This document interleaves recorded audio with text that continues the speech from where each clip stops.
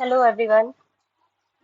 तो जैसे कि आपको पता है कि मेरा 4th नंबर का क्लास है। मैंने 3 क्लास ऑलरेडी ले रखा है और बहुत ही इंफॉर्मेटिव क्लास है जो कि आप देख सकते हैं। और डेफिनेटली आपको फायदा होगा क्लास देखने के बाद, बहुत सारे डाउट्स आपके क्लियर हो जाएंगे। ठीक है। तो पिछली वीडियो में हमने फंडामेंटल राइट के बारे में पढ़ा था। ठीक है। और इस वीडियो में हम फंडामेंटल राइट के अंदर की जो चीजें हैं, कौन कौन सा राइट प्रोवाइड किया गया है, कौन से आर्टिकल की बात की गई है, हम उसके बारे में पढ़ेंगे। ठीक है। तो चलिए हम आगे बढ़ते हैं इसमें। यहाँ पे basically classification of fundamental right जब हम देखते हैं। ठीक है, एक सेकंड रुक जाइए। तो जब हम क्लासिफिकेशन देखते हैं इसका, तो फर्स्ट कौन सा आता है? राइट टू इक्वालिटी, जिसके अंदर आर्टिकल 14 टू 18 आता है। ठीक है। इसके बारे में हम आगे पढ़ेंगे। आज की क्लास का टॉपिक यही है। ये जो 14 टू 18 है, यही हम आज की क्लास में देखने वाले हैं। ठीक है। बाकी बेसिक ओवरव्यू ले लेते हैं। दूसरा क्या है? राइट टू फ्रीडम, किस आर्टिकल में है? 19 टू 22। ओके। तीसरा है राइट अगेंस्ट एक्सप्लॉइटेशन, और आर्टिकल 23 टू 24 इस चीज को कवर करता है। 4th नंबर कौन सा है? Right to freedom of religion, जो कि आर्टिकल 25 टू 28 तक जाता है, इसके अंदर कवर होता है। ठीक है। फिफ्थ क्या है? कल्चरल एंड एजुकेशनल राइट्स, जो कि 29 से 30 के बीच में आता है। ठीक है। 6th नंबर क्या है? Right to constitutional remedies. ठीक। तो ये आता है आर्टिकल 32 के अंदर। ओके। तो इससे पहले जो राइट टू प्रॉपर्टी है, ठीक है, वो भी हमारा फंडामेंटल राइट के अंदर आता था, जिसको कि 44th अमेंडमेंट एक्ट 1978 के तहत इसको कौन से उसमें डाल दिया? राइट में डाल दिया, लीगल राइट में डाल दिया। ठीक है। इसको कौन से आर्टिकल में कवर किया जाता है? Article 300A in part 12। Got it. चलिए आगे बढ़ते हैं। तो आज का जो हमारा पहला जो क्या कहते हैं आर्टिकल जो हम कवर कर रहे हैं, वो है आर्टिकल 12। आप सबको पता होगा कि इसमें स्टेट को डिफाइन किया गया है। वो स्टेट नहीं जो हम स्टेट जैसे देखते हैं कि बिहार हो गया, यूपी हो गया, ये स्टेट नहीं। इसमें पावर वाला स्टेट जो होता है। डेफिनेटली आप लोगों में से जो भी सिविल सर्विसेज की तैयारी करना चाह रहे होंगे, वो आर्टिकल 12 बनना चाह रहे हैं। ठीक है, वो स्टेट बनना चाह रहे हैं। ठीक है। तो आगे देखते हैं कि इसके अंदर कौन कौन सा बॉडी आता है आर्टिकल 12 के अंदर। ठीक है। तो हम पहले यूनियन गवर्नमेंट के बेसिस पे देखते हैं। यूनियन गवर्नमेंट के बेसिस पे कौन कौन सा आता है?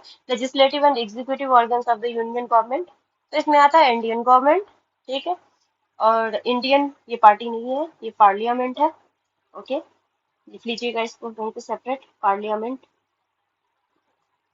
पार्लियामेंट। ओके। तो इसके अंदर क्या क्या है? लोकसभा, राज्यसभा, इसके जितने मेंबर्स हैं सब स्टेट कहलाएंगे। ठीक है, हो गया। उसके बाद क्या है? Legislative and executive organs of the state government. ठीक है। स्टेट गवर्नमेंट के जितने लेजिस्लेटिव एंड एग्जीक्यूटिव ऑर्गन्स है, जिसमें कि स्टेट लेजिस्लेचर भी आता है। स्टेट लेजिस्लेचर में कौन कौन सा होता है? लेजिस्लेटिव असेंबली होता है। ओके। जिसको हम ऐसे विधान सभा कहते हैं। ठीक। उसके बाद आता है लेजिस्लेटिव काउंसिल, जिसको हम विधान परिषद भी कहते हैं।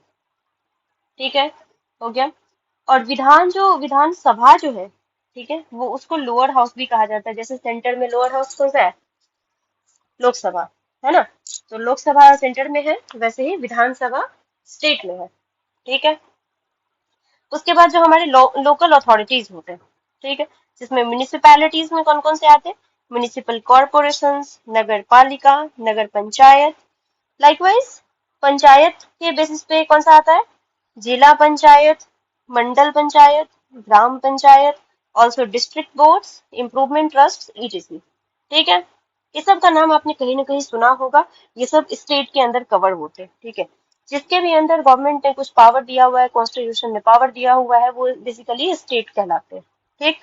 ये पावर वाला स्टेट है, ना कि ज्योग्राफिकल स्टेट। ओके।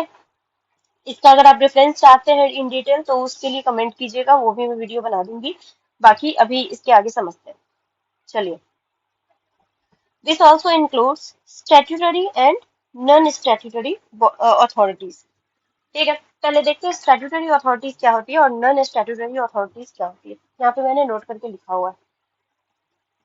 यहाँ पे देखिए, statutory bodies are created by law. ये क्या होता है? लॉ के द्वारा क्रिएट किया जाता है, ठीक है। And typically run and funded by government. क्या होता है? गवर्नमेंट इसको रन करती है और फंड भी करती है गवर्नमेंट ही, ठीक।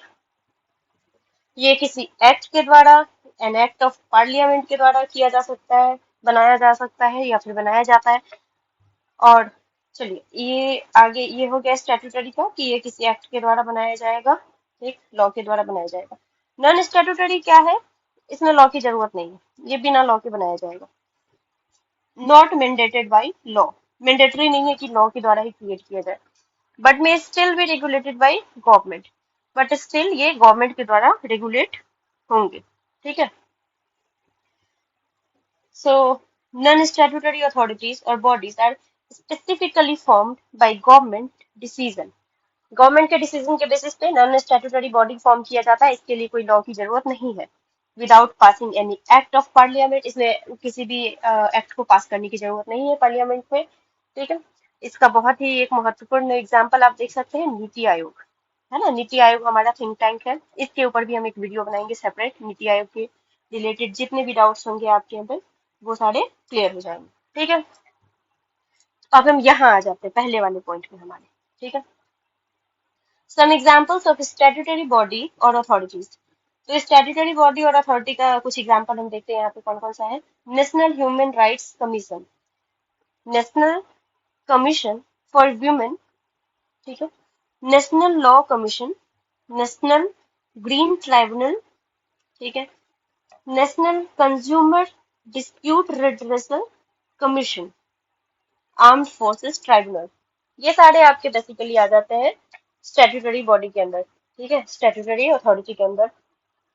इसका एग्जाम्पल है। और नॉन स्टैट्यूटरी का यहाँ पे भी कुछ कुछ एग्जाम्पल दिया गया है। सीबीआई, आप सब ने सुना होगा सीबीआई के बारे में कि सीबीआई के हाथ में चला गया ये केस, सीबीआई इन्वेस्टिगेट कर रही है।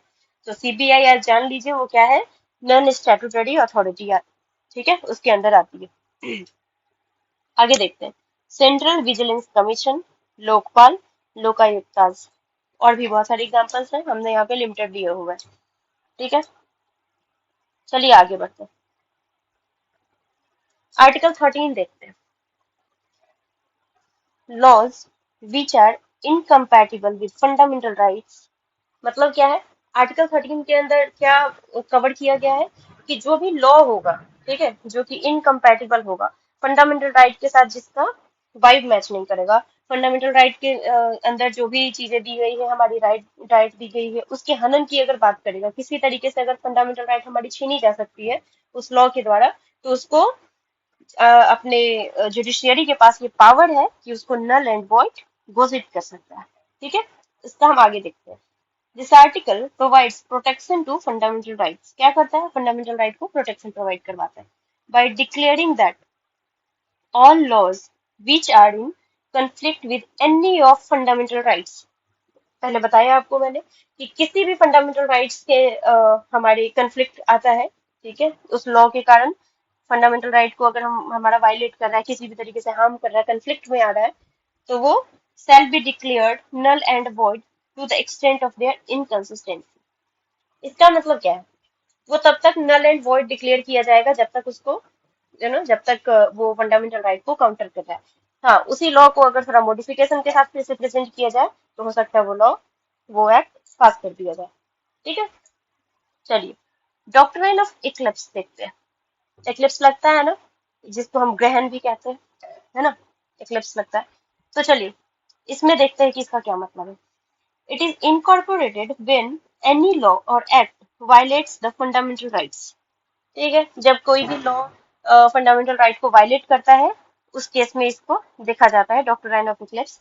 बेसिकली इसका मतलब ये है कि जब कोई एक, मान लीजिए कि कोई एक पर्टिकुलर लॉ है, ठीक है, और ये यहाँ पे फंडामेंटल राइट है, ठीक है, तो ये दोनों अगर एक दूसरे के कंफ्लिक्ट में है तो यहाँ पे फंडामेंटल राइट जीतेगा, फंडामेंटल राइट रहेगा, दूसरा लॉ नहीं आ सकता, ठीक है।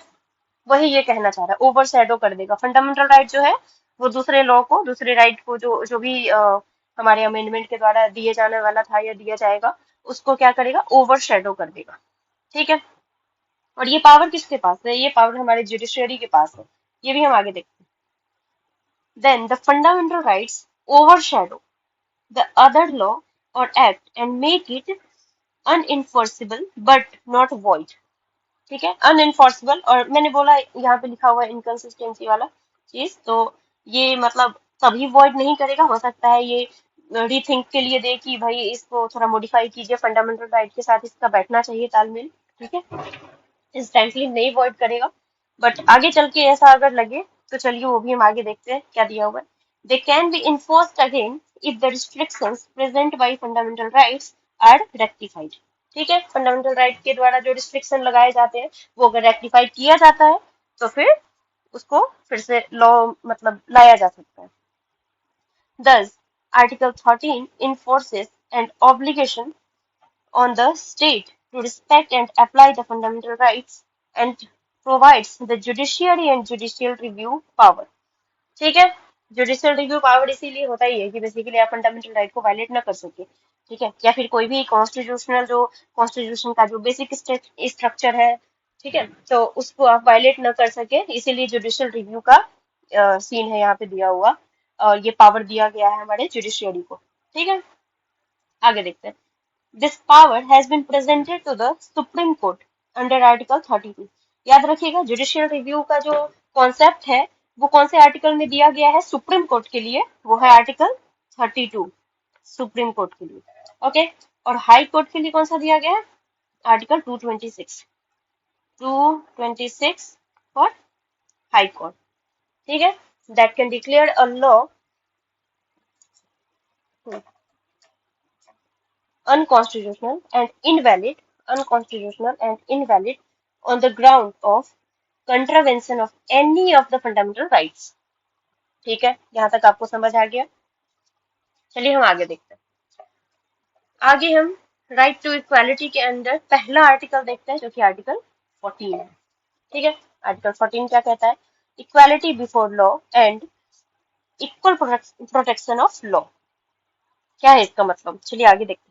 Equality before law, that means this rule of law pronounced by AV Dicey. ये किसके बेसिस पे कहा जाता है, एवी डाइसी। एवी डाइसी हमारे थिंकर रह चुके हैं, ठीक है, तो उन्होंने रूल ऑफ लॉ दिया था, मैंने आपको पढ़ाया भी था लेक्स रेक्स। लेक्स रेक्स मैंने पिछले क्लास में मैंने आपको कवर किया था, प्लीज आप देख लीजिएगा एक बार जाकर के, बहुत ही इंफॉर्मेटिव क्लास है। लेक्स रेक्स दिया हुआ है जिसका मतलब होता है रूल ऑफ लॉ, लॉ के हिसाब से चलेगा, ठीक है। और दूसरा एक हम कह सकते हैं रेक्स लेक्स, इसी का उल्टा कर देते हैं रेक्स लेक्स, जो कि हो जाएगा रूल ऑफ मेन और रूल ऑफ किंग। और here the meaning of lex rex is law is king, law सर्वोपरि है, लॉ किंग है यहाँ पे। ठीक है, चलिए, इक्वालिटी बिफोर लॉ का मतलब होता है that absence of any special privileges in support of any person. कोई स्पेशल प्रिविलेज नहीं दिया जाएगा किसी भी इंसान को अगर उसने क्राइम किया है कोई, ठीक है, तो कहते हैं ना कि कानून के आगे सब सेम है, तो वही वही चीजें दी गई है यहाँ पे। The fair submission of all people to the ordinary law of the country, that is the same laws are applied in the same way to all people who are in the same situation. मान लीजिए किसी rich class के लोगों ने कुछ crime किया है, मान लीजिए कोई बहुत ही अमीर है, ठीक है, उसने अगर किसी का मर्डर किया है, और कोई बहुत पुअर है उसने किसी का मर्डर किया है, तो इस बेसिस पे, इस चीज के बेसिस पे कि वो इंसान बहुत रिच है, उसको कोई प्रिविलेज नहीं मिलेगा, क्योंकि उसने सेम क्या कहते हैं सेम क्राइम किया है, ठीक है, और रिच और पुअर को दोनों को सेम ही ट्रीट किया जाएगा इस सेम को। ठीक है, जो लॉ होगा वो दोनों पे सेम अप्लाई होगा। ओके, चलिए आगे बढ़ते हैं। नो इंडिविजुअल वेदर रिच और पुअर, हाई और लो, ऑफिशियल और unofficial is above the law. वही सेम बात है कि कोई भी इंडिविजुअल, रिच हो पुअर हो, हाई और लो हो, ठीक है, ऑफिशियल अनऑफिशियल कोई भी हो, ये लॉ से ऊपर नहीं है, मतलब लॉ सर्वोपरि है, लॉ के अंडर ही रह के हमें सारे काम करते हैं। ओके, यहाँ पे कुछ एक्सेप्शंस है, ठीक है, सम एक्सेप्शंस एग्जिस्ट, वो क्या है वो भी देखते हैं। द प्रेसिडेंट ऑफ इंडिया, ठीक है, स्टेट गवर्नर्स, पब्लिक सर्वेंट्स, जजेस, फॉरेन डिप्लोमेट्स, एटसेट्रा। क्या है? जो हमारे प्रेसिडेंट होते हैं, स्टेट गवर्नर्स होते हैं, पब्लिक सर्वेंट्स होते हैं, आईएएस आईपीएस, ठीक है, ये सब होता है। और जजेस होते हैं, फॉरेन डिप्लोमेट्स होते हैं, बेसिकली आईएफएस वगैरह जो क्लियर करके जाते हैं। ये क्या करते हैं? इम्यूनिटीज इंजॉय करते हैं, ठीक है। इनको immunities, protections and special privilege दी जाती है। मतलब जब ये कार्यकाल में है, ठीक है, तो इनको ऑर्डिनरी पीपल के जैसे वो लॉ नहीं लगेगा जितने दिन ये कार्यकाल में है। हाँ, ऐसा किसी हीनियस क्राइम अगर इन लोगों के द्वारा कहीं पे किया गया है, ठीक है, तो ऐसा होगा कि जब ये पोजीशन छोड़ेंगे उसके बाद इन पे लॉ अप्लाई होगा। जब तक ये उस पोजीशन पे है तब तक इनको ऑर्डिनरी पीपल के जैसे ट्रीट नहीं किया जाएगा। ये इम्यूनिटी इनको प्रोवाइड की गई है कॉन्स्टिट्यूशन के द्वारा, ठीक है। आगे देखते हैं। Article 31C(2) talks an exception to Article 14 and 19, which says Article 31C protects laws that implement directive principles from being challenged by the fundamental rights. ठीक है। आर्टिकल 31C में क्या कहता है कि जो डायरेक्टिव प्रिंसिपल्स है हमारे अगले पार्ट में जो है फोर्थ पार्ट में, ठीक है, तो डायरेक्टिव प्रिंसिपल्स के अंदर जैसे कुछ सेक्शंस है जहाँ पे हम वुमेन चिल्ड्रन इन सब के लिए हम कुछ बना सकते हैं अलग से कानून। तो अगर फंडामेंटल राइट के अगर आर्टिकल 14 के कंट्रोडिक्शन में आता है, ठीक है, तो उसको हम मतलब चैलेंज नहीं कर सकते हैं। ये इम्यूनिटी इसको भी प्रोवाइड किया गया है, ठीक है। आर्टिकल 14 और 19 को अगर वो वायलेट कर रहा है फिर भी उसको हम चैलेंज नहीं कर सकते, ऐसा उसमें दिया गया है आर्टिकल 31C के अंदर में, ठीक है। चलिए, ये एक्सेप्शन था इसका। आगे हम उसी का पार्ट देखते हैं, आर्टिकल 14 का ही पार्ट देखते हैं। ये है इक्वल प्रोटेक्शन ऑफ लॉ। कहाँ से लिया गया है? अमेरिकन कॉन्स्टिट्यूशन से, ठीक है। चलिए, इसके बारे में भी पढ़ लेते हैं आगे। देखिए, एक एक चीज मैं जो बता रही हूँ बहुत ही इंपॉर्टेंट है, ध्यान रखिएगा। और हो सके तो आप छोटा छोटा नोट्स बना सकते हैं, या फिर अगर आप लोगों को नोट्स चाहिए, जिस जिस नोट्स से मैं आपको पढ़ा रही हूँ, ये अगर आपको चाहिए तो आप कमेंट कर सकते हैं, मैं इसका लिंक प्रोवाइड करवा दूंगी, ठीक है। चलिए आगे देखते हैं। The equality of treatment under equal circumstances.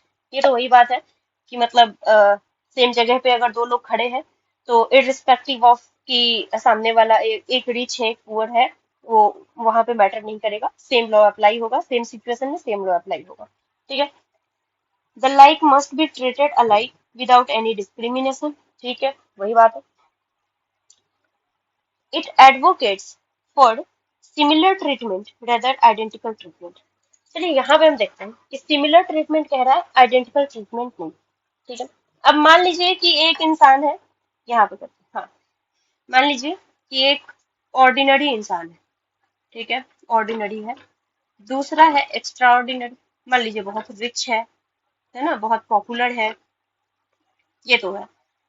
अगर इसने मान लीजिए चोरी की है, या फिर इसने मान लेते हैं कि कोई हीनियस क्राइम किया है, या फिर नॉर्मल भी क्राइम किया है जिसके अंदर कोई ऐसे पेनाल्टी है बस कि पैसे वगैरह दे करके कुछ अपना काम चल जाएगा, और कोर्ट को ऐसा कोई डिसीजन देना है, ठीक है, इसके लिए भी देना है और इसके लिए भी देना है। ये इंसान एक ऐसा है जिसको खाने तक का पैसा नहीं है, ठीक है।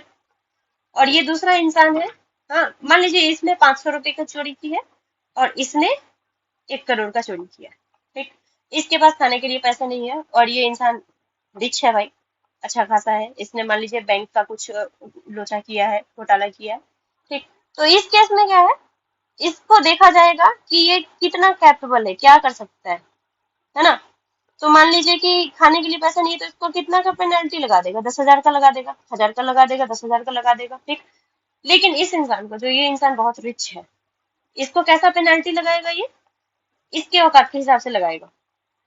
मतलब कि मान लीजिए इसने 1 करोड़ का घोटाला किया है तो इसको कम से कम 50 लाख का लगाएगा, या फिर अगर ये 1 करोड़ कैपेबल है कि कैरी करता हो उतना, तो उस हिसाब से लगाएगा, है ना। तो ये हुआ इसका similar treatment, not not identical treatment, कि मतलब अब इसने भी चोरी की है, इसने भी चोरी की है, तो इसको भी 1 करोड़ का लगा दो, ये इसको खाने के लिए पैसे नहीं है, ये कहाँ से भरेगा 1 करोड़, है ना। तो चलिए आगे देखते हैं, ये हो गया। अब हम देखते हैं अगला आर्टिकल हमारा कौन सा है, आर्टिकल 15। इसमें देखते हैं, prohibition of discrimination on certain grounds. हम डिस्क्रिमिनेशन को प्रोहिबिट कर सके, उसके लिए कुछ ग्राउंड्स है, ठीक है, ताकि डिस्क्रिमिनेशन ना हो।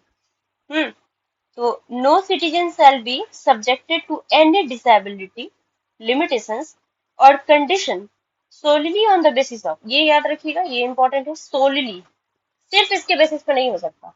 Religion, race, caste, sex, place of birth और any combination thereof with regard to one, access to public restaurant, shops, places of public entertainment and hotels।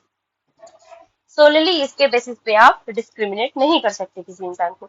मान लीजिए कोई इंसान देखने में किसी का कलर डार्क है, ठीक है, आप उसके बेसिस पे आप उसको अगर एलिमिनेट कर सकते हैं, डिस्क्रिमिनेट अगर कर रहे हैं, तो आप एक क्राइम कर रहे हैं, ठीक है, जिसके लिए आपको कोई केस कर सकता है आपके ऊपर, और सुप्रीम कोर्ट में भी डायरेक्ट जा सकता है कि भाई आप क्राइम कर रहे हो। तो अगली बार से इन सब चीजों के लिए ध्यान रखिएगा कि किसी के रिलीजन को लेकर के, रेस को लेकर के, कास्ट को लेकर के, सेक्स को लेकर के, प्लेस ऑफ बर्थ को लेकर के, इस सब चीजों को लेकर के आप डिस्क्रिमिनेट नहीं कर सकते। और अगला जो है वो पब्लिक रेस्टोरेंट है, तो सबके लिए है भाई, पब्लिक है तो सबके लिए है, तो आप उसमें किसी पर्टिकुलर इंसान को मना नहीं कर सकते। मान लीजिए कोई गरीब दिखता है, तो उसके लिए आप पब्लिक रेस्टोरेंट में नहीं मना कर सकते, प्राइवेट में आपका जो अपना सीन हो, लेकिन पब्लिक में नहीं कर सकते। शॉप्स हो, प्लेस ऑफ पब्लिक इंटरटेनमेंट हो, इस सब के लिए आप नहीं कर सकते मना, ठीक है। चलिए आगे देखते हैं। The use of tanks, wells, roads, places of public resorts and bathing ghats preserved wholly or partly out of state funds or dedicated to the use of the general public। जो भी स्टेट फंड करता है, या तो पूरी तरीके से fund कर रहा है या फिर कुछ कुछ परसेंटेज फंड कर रहा है, इन सब चीजों को आप यूज करने से मना नहीं कर सकते। कोई टैंक है, कोई वेल्स है, रोड को यूज करने के लिए आप किसी पर्टिकुलर इंसान को मना नहीं कर सकते कि भाई तुम रोड पे नहीं चलो, ठीक है, ये भी क्राइम है। गाँव घर में ये ज्यादा देखा जाता है कि हमारे घर के सामने रोड पड़ रहा है तो हम किसी को चलने नहीं देंगे। ये यूपी बिहार से जो बच्चे होंगे वो ज्यादातर रिलेट कर पाएंगे, ठीक है। तो पब्लिक रिजॉर्ट, बाथिंग घाट्स, ये सवाल, ठीक है। चलिए इसका भी एक्सेप्शन है, वो भी हम देख लेते हैं आगे। क्या है exception? State is allowed to make special provisions for the following. कौन कौन से है? Women and children. पहला women and children, state empowered है इस चीज के लिए, अलाउड, स्टेट को अलाउड है कि ये वीमेन एंड चिल्ड्रन के लिए स्पेशल रूल बना सके, ठीक है। आप इसके बेसिस पे नहीं कह सकते कि आप तो हमारे सेक्स के बेसिस पे आप वो कर रहे हो, डिस्क्रिमिनेट कर रहे हो कि वुमेन है तो उसके लिए आप बना रहे हो, मेन के लिए नहीं बना रहे हो, वो नहीं कह सकते, ठीक है। तो इन दोनों के लिए बनाया जा सकता है। दूसरा क्या है? Socially and educationally deprived including SC and ST. आप देखते होंगे कि एससी एसटी को रिजर्वेशन मिलता है, ठीक है, तो वो इसी के बेसिस पे मिलता है कि भाई हम बना सकते हैं, इसके लिए आप चैलेंज नहीं कर सकते कोर्ट में जाकर के, ठीक है। With regard to their admission to educational institution, educational institution में जाने के लिए हमें, मान लीजिए जहाँ पे 100 मार्क्स लाने होते हैं, वहां पे इनको कितना होता है, 50 60 70, इतने में इनका हो जाता है, ठीक है। तो इनको ऐसा मिला हुआ है प्रोविजन कि इनके लिए ऐसा बनाया जा सकता है, तो आप चैलेंज नहीं कर सकते, आपको ये एक्सेप्ट करना पड़ेगा।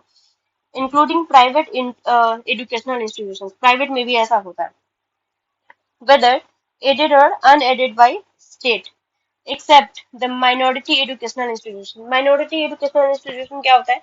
जो जो कास्ट हमारे इंडिया में जो माइनॉरिटी फॉर्म करते हैं, कि बहुत कम है, उनके नंबर बहुत कम है, यहाँ पे पॉपुलेशन बहुत कम है, तो माइनॉरिटी एजुकेशन उनके लिए रखा जाता है, बनाया जाता है। तो वहां पे आप इस चीज को नहीं कर सकते कि भाई इसमें भी हमको एडमिशन चाहिए, हमारा कम है फिर भी, एससी एसटी के अंदर आते हैं फिर भी, वो सब नहीं होगा, ठीक है। ये एक्सेप्शन में यहाँ पे नहीं होगा। Okay, this provision was added by 93rd amendment act of 2005। किसमें ऐड किया गया था? 93rd अमेंडमेंट एक्ट ऑफ 2005 में। थर्ड नंबर क्या देखते हैं? Advancement of economically weaker section of citizens, 103rd amendment act of 2019, article 15 sub clause 6, ठीक है। तो ये क्या, ये जो ईडब्ल्यूएस वाला आया था जिसमें 10% का रिजर्वेशन का बात किया गया है ना, 10% का, ये जनरल के लिए, ठीक है। इसका भी हम सेपरेटली कवर करेंगे कि ये ईडब्ल्यूएस क्या है। अगर आप कहेंगे, अगर आप लोगों को चाहिए तो प्लीज आप लोग कमेंट सेक्शन में इस चीज का कमेंट कीजिए कि हाँ हमें इस चीज पे वीडियो चाहिए। मैं डेफिनेटली देखूंगी और मैं जरूर उस टॉपिक पे वीडियो लाऊंगी, ठीक है। चलिए आगे देखते हैं। Article 16, what does article 16 talks about? Equality of opportunity in matters of public employment. ठीक है, पब्लिक एम्प्लॉयमेंट में इक्वालिटी ऑफ अपॉर्चुनिटी होनी चाहिए। ठीक, मान लीजिए अभी अंबानी है, बहुत अमीर है, तो आपको भी अमीर होने की पूरी अपॉर्चुनिटी है। ठीक है, ऐसा नहीं है कि अब वो अमीर है तो सबको बांट देंगे, ठीक है, उससे आप अमीर हो जाएंगे, नहीं। उन्होंने जिस तरीके से अपने आप को अमीर बनाया है, मेहनत की है, आप भी मेहनत कीजिए, आप पे कोई रिस्ट्रिक्शन नहीं है। ठीक है, स्टिल इक्वल अपॉर्चुनिटी है। पब्लिक एम्प्लॉयमेंट में भी है, ये तो खैर मैंने प्राइवेट की बात कर दी एग्जाम्पल से, बट पब्लिक एम्प्लॉयमेंट में भी इक्वल अपॉर्चुनिटी है कि आप भी तैयारी कीजिए, आप भी एग्जाम दीजिए, और आप भी नौकरी लीजिए। ठीक है, वहां पे कोई आपको डिस्क्रिमिनेशन नहीं किया जाएगा। ठीक है, और ये बहुत इंपॉर्टेंट होता है, इक्वालिटी ऑफ अपॉर्चुनिटी जो चीज है ना, ये अभी पढ़ के नॉर्मल लग रहा होगा, लेकिन ये बहुत इंपॉर्टेंट होता है। ये ऑलराउंड डेवलपमेंट के लिए इंसान का होता है कि अगर आपको इक्वालिटी मिल रही है उस चीज के लिए, डिस्क्रिमिनेशन आप फेस नहीं कर रहे हैं, तो समझ रहे हैं ना, आप कुछ भी कर सकते हैं, अपना सिचुएशन उससे चेंज कर सकते हैं, अपने आप को इम्प्रूव कर सकते हैं, है ना। चलिए इसका अगला पार्ट देखते हैं। Equality of opportunity for all citizens in matters of employment और appointment to any office under the state. ये स्पेसिफिकली ऑफिस की बात कर रहा है कि स्टेट के अंदर जो भी ऑफिस है, ठीक है, उसमें अगर आपका अपॉइंटमेंट होना है, तो वहां पे आपको इक्वालिटी ऑफ अपॉर्चुनिटी है सबके लिए, सारे सिटीजन के लिए, और ये सिटीजन सेंट्रिक है, फॉरेनर्स के लिए नहीं है। इसको भी हम देखेंगे अगले वीडियो में, कौन से आर्टिकल के तहत कहा गया है कि ये सिटीजन के लिए है एक्सक्लूसिव, और कौन से आर्टिकल के तहत कहा गया है कि ये जितने भी रेसिडेंट्स हैं सबके लिए है। ठीक है, जितने भी यहाँ पे लोग हैं, एलियन, वेदर एलियन है, फॉरेनर्स है, तो सबके लिए है।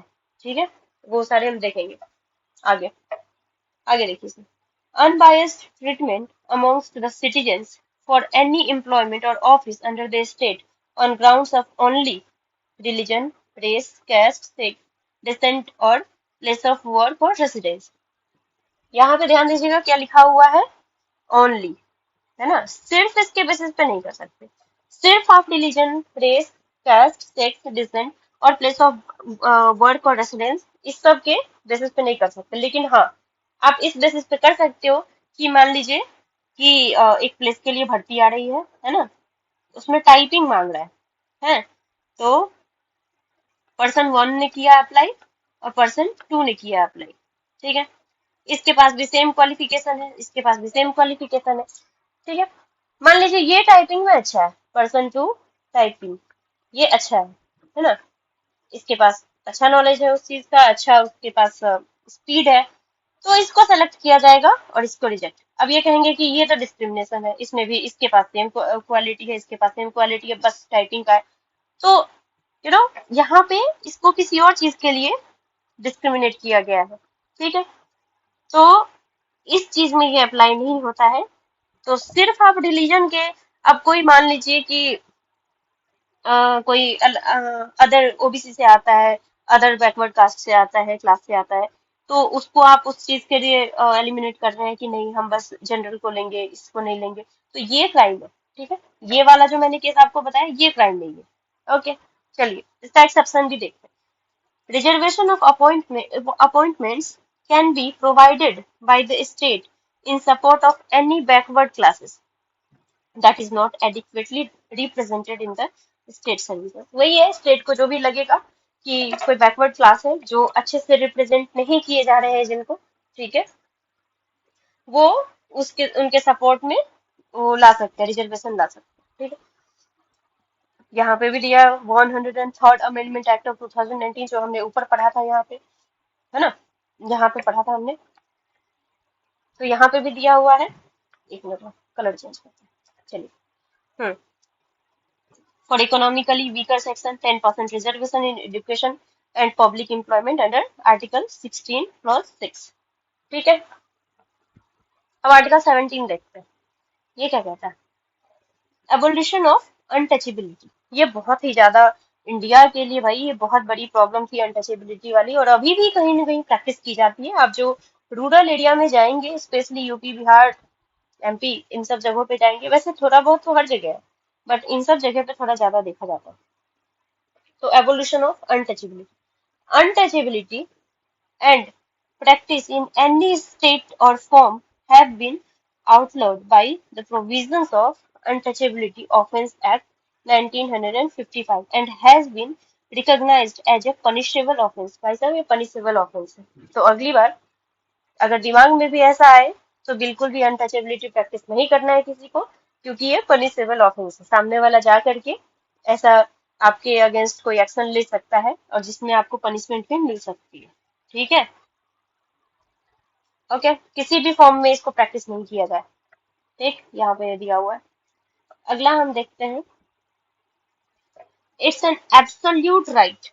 समझ रहे हैं, बहुत बड़ी बात है, एब्सोल्यूट राइट है ये, which means there is no exception bonded to this article। कोई एक्सेप्शन ही नहीं है इसके उसमें कि मतलब आप इस बेस पे आप वो कर लो, अनटचेबिलिटी प्रैक्टिस कर लो, इस बेसिस पे कर लो। जैसे हमारे पास पहले था ना कि एक्सेप्शन दिए थे सारे आर्टिकल के, यहाँ एक्सेप्शन है ही नहीं, आप अनटचेबिलिटी प्रैक्टिस ही नहीं कर सकते। ठीक है, अगला देखते हैं।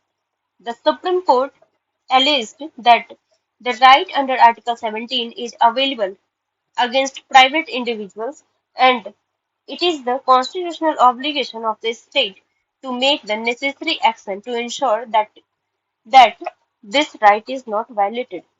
समझ रहे हैं? ये प्राइवेट इंडिविजुअल्स के खिलाफ भी है, ये हमने पहले भी कवर किया हुआ है पहले वाली वीडियो में। Please go and watch that video also, बहुत इंफॉर्मेटिव है। ठीक है, तो ये प्राइवेट इंडिविजुअल के लिए भी है, मतलब आप एक्सेप्शन तो छोड़ ही दीजिए, ये आप सरकारी या प्राइवेट जो भी है सबके लिए है। अनटचेबिलिटी आप किसी भी फॉर्म में प्रैक्टिस नहीं कर सकते हैं, वरना आप, है ना, मतलब पनिश आपको किया जा सकता है, कुछ फाइन लगाए या फिर जो भी उसका जो भी प्रोविजन होगा। ठीक है, तो बी केयरफुल। अगला जो हमारा इस सेक्शन का जो लास्ट आर्टिकल है, आर्टिकल 18, राइट टू इक्वालिटी का आर्टिकल 18, वो हम देखते हैं। चलिए, एबोलिशन ऑफ टाइटल्स। ठीक है, पहले लगता था ना राजा महाराजा इन सब का टाइटल लगता था। ठीक है, उसी के रिगार्डिंग में चलिए आगे देखते हैं। No title other than a military और academic distinction shall be granted by the state। कोई भी टाइटल अदर देन मिलिट्री और एकेडमिक डिस्टिंक्शन, मतलब क्या है, मिलिट्री में देते हैं ना अपना, जो भी हो गया, मेजर हो गया, ये सब, तो उसके अलावे ये आपका अचीव्ड है ना, ये वाला जो टाइटल है वो अचीव, आपने अचीव किया ये है। या फिर एकेडमिक है, कोई डॉक्टर बना, अपने नाम के आगे डॉक्टर लगा लिया, है ना, प्रोफेसर वगैरह जो भी है, सीए है तो उसने अपने नाम के आगे सीए लगा लिया। तो ये सब क्या है, एकेडमिक है, ये आपका अचीव्ड है, आपने अचीव किया है इसको, तो बस यही आपको ग्रांटेड होगा। ठीक है, अदरवाइज आप नहीं लगा सकते। ठीक, no citizen of India shall acknowledge any title from any foreign state. किसी भी फॉरेन स्टेट से आप कोई भी टाइटल ऐसे एक्नॉलेज नहीं कर सकते, नहीं ले सकते। ठीक, foreign holding any office of profit or trust under the state cannot accept any title from any foreign state without the consent of the president। जो भी फॉरेनर होंगे, हमारे डिप्लोमेट्स होते हैं, ठीक है, वो हमारे स्टेट में रह के, हमारे कंट्री में रह के काम करते हैं, वो किसी और फॉरेन कंट्री से वो कोई किसी भी तरीके का टाइटल नहीं ले सकते हैं, अनटिल एंड अनलेस कि उनको प्रेसिडेंट कहे। ठीक है, या फिर वो प्रेसिडेंट से परमिशन ले, without consent of the president वो कुछ नहीं कर सकते इस केस में। Okay, without the approval of the president, no individual holding an office of profit or trust office under the state can accept any present emoluments or office of any kind from or under any foreign state। आप किसी भी तरीके का present emoluments ये सब नहीं ले सकते। ठीक है, वही दिया हुआ है, अगर आप ऑफिस होल्ड कर रहे हैं, ऑफिस ऑफ प्रॉफिट होल्ड कर रहे हैं और ट्रस्ट होल्ड कर रहे हैं, ठीक है, बिना प्रेसिडेंट के अप्रूवल के, किसी भी फॉरेन स्टेट से कोई भी टाइटल, कोई भी एमोल्यूमेंट्स, कोई भी प्रेजेंट नहीं ले सकते। ओके, आगे देखते हैं, इसका कंक्लूजन देखते हैं। However, constitutional validity of the national awards, national award जो मिलता है ना, यहाँ पे लिखा होगा भारत रत्न मिलता है, पद्म विभूषण मिलता है, पद्म भूषण मिलता है, पद्मश्री मिलता है।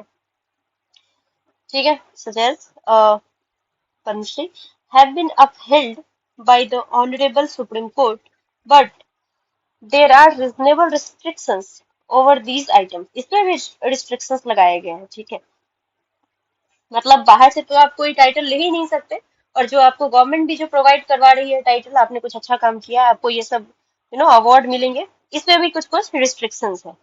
ठीक है।